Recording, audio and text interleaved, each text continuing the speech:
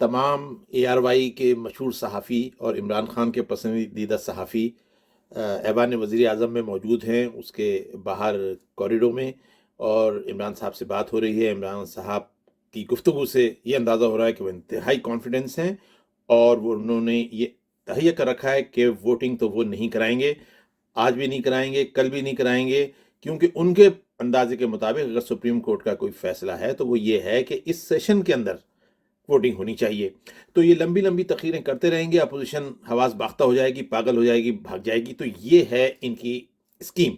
और इनके साथ अली जैदी खड़े हैं, शहबाज गिल खड़े हैं, साथ में बाबर एवान हैं, और सब कॉन्फिडेंट हैं और कह रहे हैं सब ठीक है, और हमने बिल्कुल अपोजिशन ख़त्म होती जा रही है। और कुछ उनके अंदर कितनी देर बैठेंगे, ये सुबह से बिठा रखा है हमने।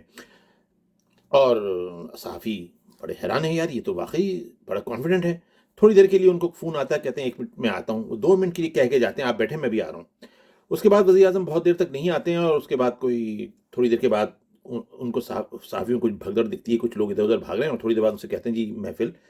वज़ीर आज़म साहब तो चले गए। कहाँ चले गए? वज़ीर आज़म ऐवान वज़ीर आज़म से बनी गाला चले गए, बस ख़त्म कहानी। सारा कॉन्फिडेंस, सारा एतबार जो सहाफ़ियों को दिया जा रहा था बुला के, ये बहादुर, ये स्मार्ट, ये दुनिया के सबसे आखिरी उम्मीद पाकिस्तान के लिए, ये थे वज़ीर आज़म हमारे। ये आखिरी गेंद थी उनकी, जो आखिरी गेंद तक खेलेंगे। आपने पाकिस्तानियों को आज तो 12 घंटे, यानी उस दिन जिस दिन ये सब कुछ हो रहा था 9 अप्रैल को, 12-14 घंटे आपने बाउंड रखा। फैसला फिर भी वही किया जो आप बाइज्जत तरीके से सुबह 10:30 बजे कर सकते थे। अगर इस्तीफा देते तो इस्तीफा देते, नहीं देते तो कोर्ट फैसला कर देती, आप आके काउंटिंग वोटिंग करा लेते।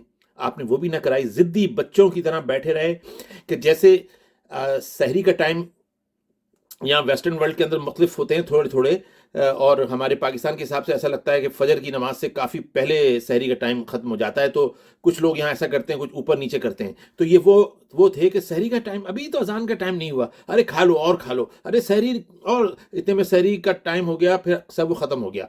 उसके बाद माफ़ कीजिएगा, उसके बाद अजान के टाइम में भी आधा पौना घंटा बाकी, नहीं खाते रहो, अजान होगी तो हम तो करेंगे। पाकिस्तान में तो अजान पे सहरी खत्म होती है, तो सहरी तक खींच दिया। फिर अजान हो गई तो कहा अरे यार अभी तो हिंदुस्तान में नहीं हुई है ना, वहां तो आधा घंटा पीछे चलता है, अरे अभी तो बांग्लादेश।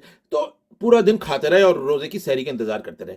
तो ये भाई मुल्क की सल्तनत है, मुल्क है, पाकिस्तान है। यहाँ पर आप ये गली के बच्चों, जो 12-13 साल के बच्चे जो खेलते हैं, किसी घंटी बजा के भाग गए, किसी के साथ स्कूटर की हवा निकाल के भाग गए, वो वाले काम ये हमारा वज़ीर आज़म कर रहा था। यार ये मुमलिकत है इस मुल्क का। अगर तुम्हें किसी वजह से, किसी भी वजह से, जो पे मैं कई दफ़ा बहस कर चुका हूँ, साजिश के तहत तुम्हें लाके बिठा दिया गया था, अब तुम उनकी तवक्कुआत पे पूरे इसलिए नहीं उतर सके कि तुम्हारे अंदर ना तो वो सलाहियत थी, ना तुम्हारे पास वो टीम थी, और टीम तो लोग देख ही रहे हैं। तो तुम कुछ नहीं कर सके, और अब तुम्हारे खिलाफ तुम्हारी ही इत्तेहादियों ने बगावत कर दी, वो तुमसे निकल के बाहर चले गए, तुम्हारे अपने 50-60 मुनहरिफीन तुम्हारी पार्टी में पैदा हो गए। तो इसमें इतना जिद करने की क्या जरूरत थी कि तुम्हारे साथ क्या ज्यादती हो रही, तुम खुद, तुम्हारे लोग तुम्हें हथियार तुम्हें डालने पड़ गए, और तुम कह रहे हो कि नहीं मैं तो सुप्रीम कोर्ट से टक्कर लूंगा। यार सुप्रीम कोर्ट ने जब एक फैसला दे दिया तो आप उस पर अमल करो। एज ए वजीर आजम आप मुमलिकत के केयर टेकर हो, मुमलिकत के एग्जीक्यूटिव हो, ये कानून तुम ही तोड़ोगे तो दुनिया क्या कहेगी। और आपने वो साफी बेचारे वो बैठे रह गए बाहर, उनको पता ही नहीं है वज़ीर आज़म साहब का गलती। वो पीछे से सारे वज़रा मिल आए तो गेट के ऊपर चौकीदार ने, आपने देखे होंगे टीवी के ऊपर सीन, गेट पे चौकीदार ने कहा चलो भाई चलो, खत्म, कहानी खत्म। तो ये था हमारा वज़ीर आज़म जो अपने आप को कहता था मैं बहादुर हूँ, आखिरी गेंद तक खेलूंगा, आखिरी मिनटों तक खेलूंगा। और सरप्राइज है मेरे पास सरप्राइज है। फिर इस पर मुझे याद आता है वो एक बचपने में सुना था कि गांव के एक शख्स को फांसी हो गई, फांसी की सजा हो गई कोई खतल बदल में।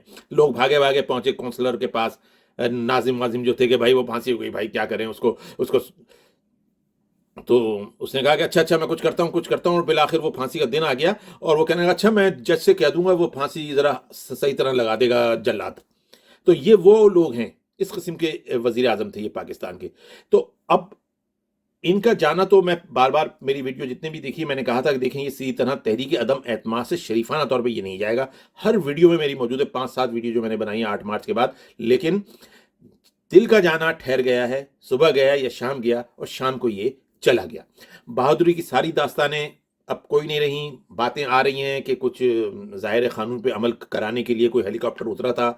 ضرور ہوا ہوگا. جب آدمی وزیر اعظم اتنا بدتمیز نٹکھٹ بچہ بن جائے تو کوئی نہ کوئی تو اسٹیٹ کا قانون نافذ کرنے آئے گا نا. آخر سپریم کورٹ جب دیکھ رہی ہوگی کہ صبح سے طوفان بدتمیزی مچا رکھا ہے, جو فیصلہ ان کا دیا ہے اس پہ عمل نہیں ہو رہا, تو وہ 12 بجے رات کو آ کے کورٹ کے دروازے کھولیں گے نا. کوئی انصاف کی آواز بلند ہوگی تو وہ چیزیں, باقی چیزوں پہ بھی عمل ہوتا ہے نا. یہ اب اس کے بدلے میں کہہ دیجیے وہ فلاں عدالتیں فلاں موقع پہ تو نہیں کھولی جاتی, فلاں موقع پہ تو نہیں کھولی جاتی. بھائی علامتی طور پہ اس وقت کھولی جائیں گی جب ملک کا ایگزیکٹو, ملک کا اسپیکر, وزیر اعظم کسی اس قسم کی غلط قانون توڑنے میں ملوث ہوگا. تو اس لیے عدالتیں رات کے 12 بجے کھولی جاتی ہیں, اور وہ کھولنا اس بات کی غمازی ہوتا ہے کہ اس ملک میں قانون ابھی باقی ہے.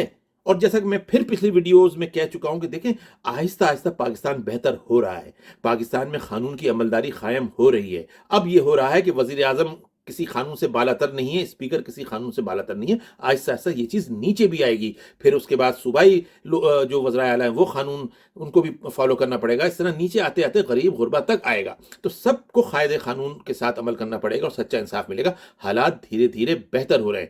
تو اس حوالے سے اگر کوئی یہ سمجھتا ہے کہ عمران خان نے آخری گیند تک کھیلا یا سرپرائز دیا, نہ تو ان کے پاس کوئی سرپرائز تھا, نہ ان کے پاس کوئی آخری گیند تھی. ضد, انا, تکبر, بدماشی, اور ساتھ میں جن کے ہوں فواد عالم جیسے لوگ, شیخ رشید جیسے لوگ, بابر ایوان جیسے لوگ, علی زیدی جیسے لوگ, ایسے لوگوں کی کوئی ٹیم ہوتی ہے.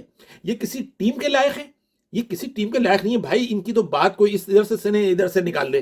ابھی بھی کیا کیا نہیں کہا تھا, میں کیا کیا دہراؤں کہ ٹک کے حکومت کرے گا 2023 تک, اور اس کے بعد 2028 تک بھی بھول جائیں آپ. یہی کہتا تھا نا شیخ رشید. اور فواد عالم ہر بات کے اندر تڑی, کوئی مائی کا لال یہ کرا کے دکھا دے, کوئی مائی کا لال استعفیٰ دے کے دلا لے, کوئی مائی کا. یار یہ لوگ جو ایسی اوچھی باتیں کریں کبھی آپ کے دوست نہیں ہو سکتے. تو انہوں نے آپ کو انجام تک پہنچا دیا. اس میں آپ کا قصور تو ہے کیونکہ آپ تو نااہل نکمے نالائق تھے.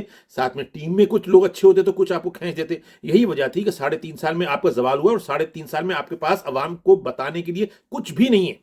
ایک چیز ایسی نہیں جو پاکستان میں جس کی وجہ سے آپ کو یاد رکھا جائے. آپ 3.5 سال میں سوائے پاکستان کو برباد در برباد کرنے کے علاوہ کچھ بھی نہیں کر گئے. تعلیمی اصلاحات زیرو, آپ کی عدل انصاف جس کا نام آپ کی پارٹی کا ہے زیرو, سوائے انصاف توڑنے کے, اور آپ نے کچھ نہیں کیا جو ابھی ہم نے دیکھا. اس کے بعد مہنگائی, آٹا, چینی, دوائیں, اور کون سی چیز ایسی رہ گئی ہے کہ جو آپ کے دور میں مہنگی نہ ہوئی ہو شبہ مہنگائی. ڈالر آپ نے کہاں تک پہنچا دیا. کچھ پالیسیاں ہوتی ہیں جس کی وجہ سے بے شک زمانے کے اندر مہنگائی ہو رہی ہوتی ہے, لیکن کنٹرول نظر آ رہا ہوتا ہے, اور عوام کے پاس پیسہ ہوتا ہے تو مہنگائی کا پتہ نہیں چلتا ہے. لوگوں کو ملازمتوں سے نکالا گیا. آپ 1 کروڑ نوکریاں دینے آئے تھے, آپ نے 50 لاکھ لوگوں کو بے روزگار کرا دیا. کسی کی نوکری کا اب پتہ نہیں ہے. ہر ایک کے اوپر تلوار ٹنگی ہوئی ہے کب ہمیں نوکری سے نکالی جائے, کیونکہ معیشت ڈاؤن ہو چکی ہے, معیشت کو تباہ کر چکے ہیں. کوئی کام کرنے والا آپ کے پاس نہیں تھا. ایک وزیر خزانہ بھی آپ کو لانا پڑا تو سارے اپنے پہلے 1-2 الٹے سیدھے اسد عمر ٹائپ کے آزمائے, اور پھر پیپلز پارٹی کا پرانا شوکت ترین لانا پڑا. تو اب وہ تو شوکت ترین جس کو پیپلز پارٹی کک آؤٹ کر چکی تھی وہ لا کے آپ نے بٹھایا. تو آپ کے ساتھ تو یہ ہونا تھا جو ہوا. اب اس کے بعد آپ کہتے ہیں کہ آخری کپتان, آخری امید. اور اب جب آپ کا ڈنڈا ڈولی کر کے آپ جا چکے ہیں, اللہ کرے آپ صحت مند ہو, مجھے امید ہے کہ آپ کا چہرہ وغیرہ سب ٹھیک ہوگا, تو یہ مظاہروں کا چکر چلا دیا.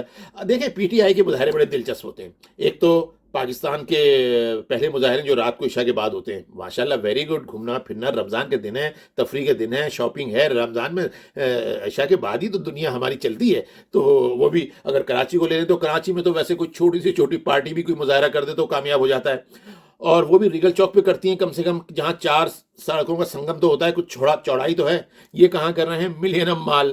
یار ملینم مال کے اوپر تو اتوار کے دن رات کو, عام دنوں میں آپ گاڑی لے کے جا نہیں سکتے کیونکہ ٹریفک کا اسٹرکچر نظام اتنا بگڑا ہوا ہے کہ وہاں پر یونیورسٹی روڈ سے آنے والا, شارع فیصل سے آنے والا ٹریفک, راشد مناس روڈ کا ٹریفک, یہ مل کے وہاں, اور وہ ملینم مال, اور آگے وہ ہماری عسکری قیادت نے جو سینما ہال بنایا, اس کی وجہ سے یہ جگہ ہی نہیں ہوتی. کوئی بھی آدمی کھڑا ہوئے کہتے ہیں یہ ہماری ریلی ہے, 2-4 گاڑی میں جھنڈے لگا دو, اور آپ اڑے آ رہے ہو کہ ملینم مال کے بعد لاکھوں کا استعمال. بھائی میرے, کراچی میں جو طاقت ہے وہ سب کو پتا ہے.